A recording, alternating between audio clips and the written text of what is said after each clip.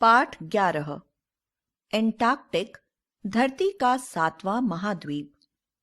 प्रस्तुत पाठ में धरती के 7वें महाद्वीप एंटार्कटिक के बारे में बहुत सी रोचक जानकारी दी गई है। एंटार्कटिक की खोज, वहां की जलवायु और जीव जंतुओं संबंधी ऐसी अनेक जानकारियां हैं जो इस सुदूर महाद्वीप के बारे में और अधिक जानने की जिज्ञासा उत्पन्न करती हैं। एंटार्कटिक धरती का 7वां महाद्वीप है। इसका आकार भारत और चीन से बड़ा है। पृथ्वी के 6 महाद्वीप भूमि के रास्तों अथवा समुद्री रास्तों से जुड़े हुए हैं, किंतु एंटार्कटिक चारों तरफ से पानी से घिरा है और सबसे अलग थलग है। यह दक्षिण अमेरिका के दक्षिणी छोर केप हॉर्न से 900 किलोमीटर दूर है। यह दूरी विमान द्वारा लगभग 1-1.5 घंटे में तय की जा सकती है। एंटार्कटिक की 95% भूमि बर्फ से ढकी है। इस महाद्वीप पर पड़ी बर्फ की औसतन मोटाई लगभग 1.25 किलोमीटर है। कई स्थानों पर बर्फ की मोटाई 4.5 किलोमीटर तक है। यहां लगभग 6 महीने का दिन और 6 महीने की रात होती है, यानी गर्मी के दिनों में 6 महीने तक सूर्य दिखाई देता रहता है और सर्दियों में छिपा रहता है। चारों तरफ अंधेरा रहता है। सर्दियों में एंटार्कटिक का आकार 1.5 गुना बढ़ जाता है और समुद्री किनारों पर 1100 किलोमीटर तक बर्फ जम जाती है। गर्मियों में एंटार्कटिक का आकार 3600 किलोमीटर होता है, जबकि सर्दियों में 5400 किलोमीटर। बता सकते हैं कि एंटार्कटिक का आकार सर्दियों में 1.5 गुना क्यों बढ़ जाता है? इसलिए कि बेहद ठंड के कारण समुद्री पानी पर दूर दूर तक बर्फ की मोटी परतें जम जाती हैं। जब हमारे देश में गर्मी का मौसम होता है, तब एंटार्कटिक में सर्दी का मौसम, और जब हमारे यहाँ सर्दी का मौसम होता है, तब एंटार्कटिक में गर्मी का मौसम होता है। आप जानते हैं कि पृथ्वी का वायुमंडल दिनों दिन प्रदूषित हो रहा है, जबकि एंटार्कटिक का वायुमंडल बिल्कुल स्वच्छ और शुद्ध है। इसका मुख्य कारण है कि एंटार्कटिक को छोड़कर शेष महाद्वीपों में जनसंख्या बढ़ रही है और उनकी जरूरतों को पूरा करने के लिए कल कारखानों और यातायात के साधनों में आशातीत वृद्धि हो रही है। एंटार्कटिक की औसत ऊंचाई 1830 मीटर है और यहां का सबसे ऊंचा स्थान विंसन मैसिफ 5142.3 मीटर ऊंचा है। एंटार्कटिक 2 भागों में बटा है, पूर्व और पश्चिम। पूर्वी भूभाग अधिक बड़ा है। यहां एक बड़ा पहाड़ी मैदान और पठार है जो लगभग 4000 मीटर ऊंचा है। पश्चिमी भाग में कई पहाड़ियां हैं जिनकी अलग अलग चोटियां हैं। ये चोटियां बर्फ के बीच से ऊपर की ओर निकली हुई हैं। एंटार्कटिक की बर्फ में विश्व का 70% पानी का भंडार है। यदि यह सारी बर्फ पिघल जाए तो सभी समुद्रों का जल स्तर 50 मीटर ऊंचा हो जाएगा, जिससे अनेक देश और नगर डूब जाएंगे। करोड़ों वर्ष पहले एंटार्कटिक महाद्वीप दक्षिण अमेरिका, अफ्रीका और एशिया के साथ जुड़ा था। इस प्रकार यह उस समय का सबसे बड़ा महाद्वीप था। अनुमान है कि पहले एंटार्कटिक में समशीतोष्ण जलवायु थी। यह महाद्वीप किसी कारण से खिसककर दक्षिण ध्रुव के पास पहुंच गया और बर्फीला क्षेत्र बन गया। यहां पाए गए जीवाश्म और पेड़ पौधों के अवशेष बताते हैं कि एंटार्कटिक सदा से ध्रुव क्षेत्र में नहीं था। ध्रुव प्रदेश के अतिशय ठंडे होने का मुख्य कारण है सूर्य के प्रकाश का तिरछा पड़ना। तिरछा पड़ने के कारण ऊष्मा का अधिकांश भाग वायुमंडल में फैल जाता है। इसलिए कहा जाता है, ध्रुव प्रदेशों में गर्मी डूब जाती है। लगभग 400 वर्ष पूर्व इस बर्फीले महाद्वीप की खोज आरंभ हुई। इंग्लैंड के जेम्स कुक ने 3 प्रयत्न किए, पर उसे सफलता नहीं मिली। उसने एंटार्कटिक वृत्त का चक्कर लगाया, लेकिन उसे केवल हिमद्वीप दिखाई पड़े। हां, आखिरी अभियान में वह दक्षिण में बहुत दूर तक चला गया, जहां उससे पहले कोई नहीं जा सका था। उस अभियान में वह आदिवासियों द्वारा मार डाला गया। पहली बार एंटार्कटिक पर मनुष्य की दृष्टि 1820 ईस्वी में पड़ी। 16 जनवरी 1820 ईस्वी को एक ब्रिटिश जलसेना अधिकारी लेफ्टिनेंट एडवर्ड ब्रांसफील्ड ने एंटार्कटिक महाद्वीप को दूर से देखा। उसी वर्ष 2 रूसी जहाज एंटार्कटिक के पानी में पहुंचे। ब्रिटेन, अमेरिका और रूस ने एंटार्कटिक की खोज की महत्वपूर्ण योजनाएं 19वीं शताब्दी में बनाईं।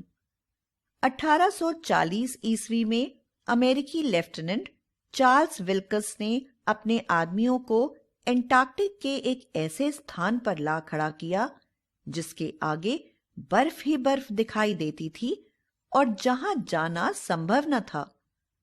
उसने अपनी डायरी में लिखा, अब जबकि सब लोगों को यह विश्वास हो गया है कि दक्षिण भूमि वास्तव में है, मैं इसका नाम एंटार्कटिक महाद्वीप रखता हूं। 1841 ईस्वी में जेम्स क्लॉक रॉस अपने 2 जलपोतों के साथ उस सागर तक पहुंचा जो पश्चिम को पूर्व से अलग करता है। आज यह रॉस सागर के नाम से प्रसिद्ध है। रॉस ने वहां 2 ज्वालामुखी पर्वत खोजे, जिनमें से एक आज भी सक्रिय है। रॉस और उसके साथियों ने एक बहुत बड़ी हिम की दीवार देखी, जिसकी ऊंचाई 45-46 मीटर थी। जहां तक दृष्टि जाती थी, वहां तक वही हिम दीवार फैली हुई थी। रॉस उसका चक्कर लगाकर आगे जाना चाहता था, लेकिन वह ऐसा नहीं कर सका। आज इसे रॉस का मैदान कहते हैं। एंटार्कटिक की खोज 1768 ईस्वी में आरंभ हुई, लेकिन सफलता मिली 1911 ईस्वी में। नॉर्वेवासी होल्ड एमंडसन पहले उत्तरी ध्रुव पर जाने की योजना बना रहा था, लेकिन जब उसे पता चला कि rear admiral Robert E Pierre नामक अमेरिकी उत्तरी ध्रुव पर पहले ही पहुंच गया है, तब उसने दक्षिण ध्रुव पर जाने का निश्चय किया। इससे पूर्व 1907 ईस्वी में इंग्लैंड निवासी स्कॉट दक्षिण ध्रुव से केवल 97 मील दूर रह गया था। थकावट और कमजोरी के कारण उसे लौटना पड़ा था, जिसका उसे बहुत दुख हुआ। बड़ी मुश्किल से उसके प्राण बचे थे।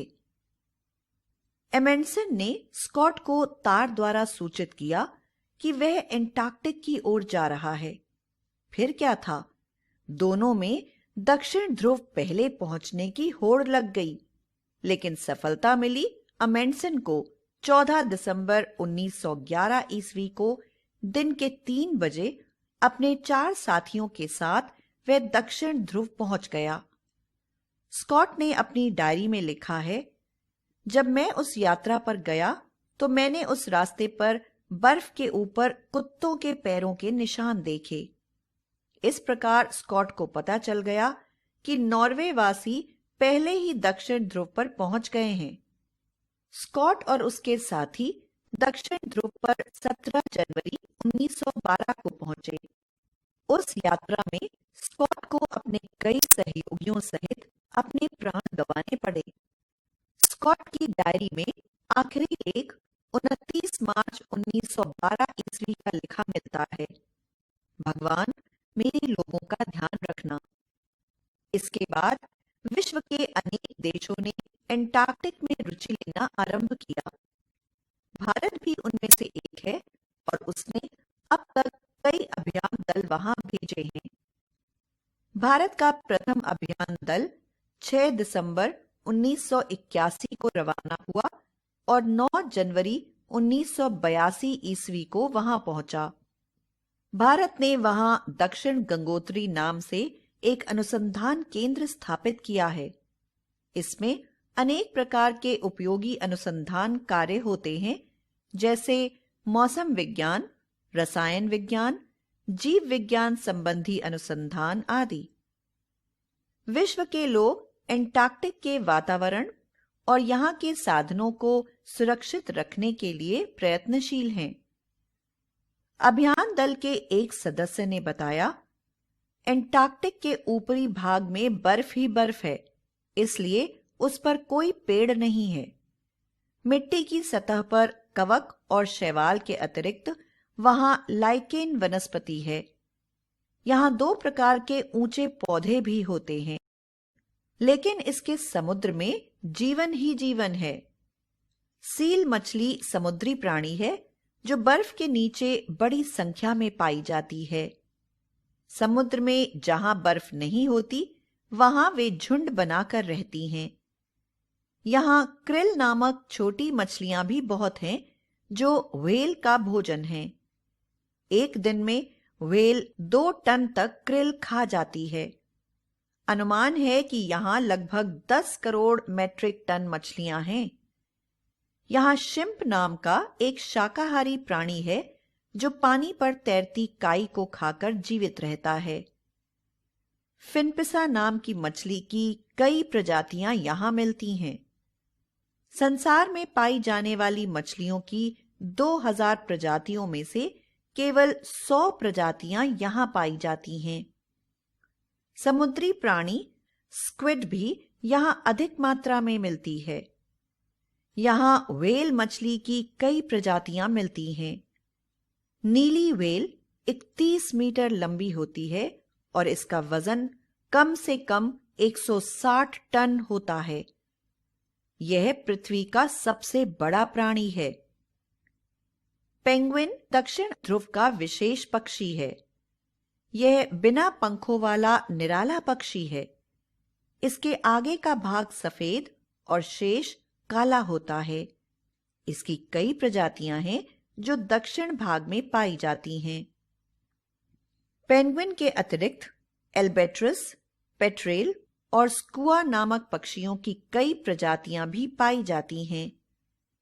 अधिकतर पेंगुइन यहां से एंटार्क्टिक का सागर आरंभ होता है, उसके दक्षिण की ओर पाए जाते हैं और उड़ने वाले पक्षी उत्तरी भाग में। एम्परर पेंगुइन की ऊंचाई 1 मीटर से भी अधिक होती है। यह तैरते हुए हिमखंडों पर घूमता हुआ पाया जाता है। ढेडलाई पेंगुइन एम्परर पेंगुइन से कद में छोटा होता है। यह एक भिन्न पक्षी है जिसकी रुचि दूसरों के संबंध में छानबीन की होती है। एल्बेट्रस बहुत बड़ा पक्षी है जिसकी छाती सफेद होती है और इसके पंखों के कोने काले होते हैं। पंख खोलने पर इसकी लंबाई 1 मीटर से भी अधिक होती है। आदमी की अनजानी चीजों, प्रदेशों, जीव जंतुओं आदि के प्रति गहरी रुचि के कारण हमें रोचक और उपयोगी जानकारियां उपलब्ध होती हैं। एंटार्क्टिक महाद्वीप पर फिल्में और पर्याप्त साहित्य उपलब्ध है जिन्हें आप देखना और पढ़ना जरूर पसंद करेंगे।